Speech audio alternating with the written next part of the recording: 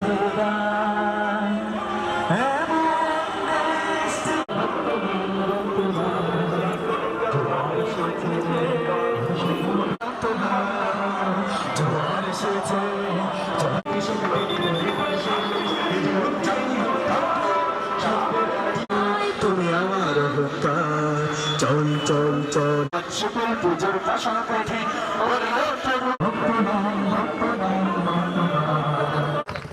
সাগর রক্তের বিনিময়ে যে শহীদরা শহীদ হয়েছিলেন, প্রথমে তাদের রূহের মাগফিরাত কামনা করছি। এবং 54 বছর হয়েছে এই দেশের, কিন্তু যে উদ্দেশ্যে আমরা এই দেশ স্বাধীন করেছি, যে লক্ষ্যের উদ্দেশ্যে, সেই উদ্দেশ্যে আমাদের বাস্তবায়ন হয়নি। কারণ আপনারা জানেন, তফসিল ঘোষণার পর একদিন পরে আমাদের একজন ঢাকা ৮ আসনের প্রার্থীকে গুলি করা হয়েছে। জানি না তিনি বেঁচে আছেন কিনা মরে আছেন।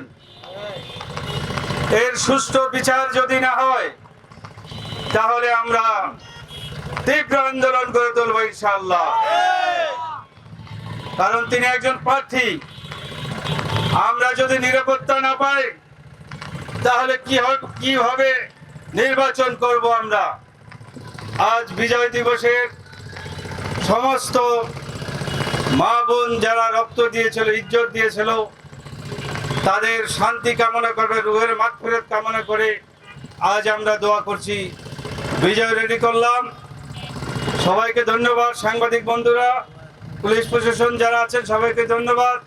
আপনারা দোয়া করবেন আমরা যাতে অর্পিত এই ইজ্জত, বিজয়ের ইজ্জত যাতে রক্ষা করতে পারি, এই জন্য ইসলামকে ক্ষমতায় নিতে চাই। আমি ঢাকা ৭ আসনে নির্বাচন করতেছি। সবাই দোয়া করবেন আল্লাহ যেন এই বিজয়ের দিনে আমাকে যেন ঢাকা ৭ আসনে বিজয় করে দেন।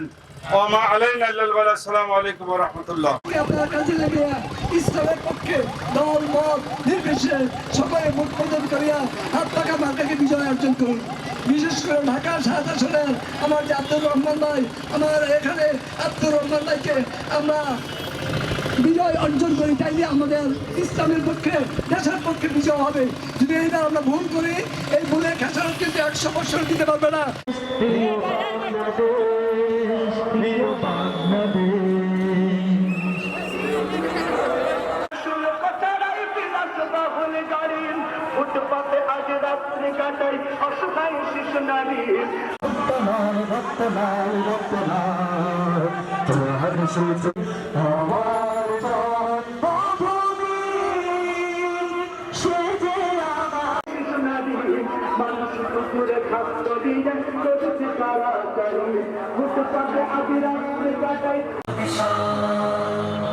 বিদ্যুৎ গতি হোক অভিযান, বিদ্যুৎ গতি হোক অভিযান।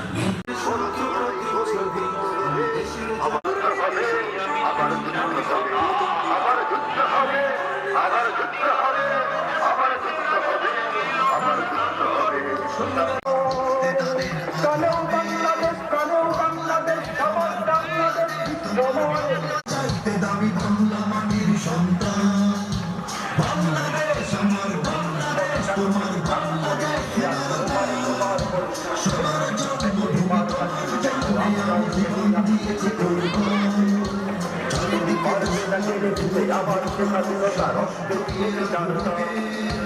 এখানে আছে আমার জীবন মরণ হার।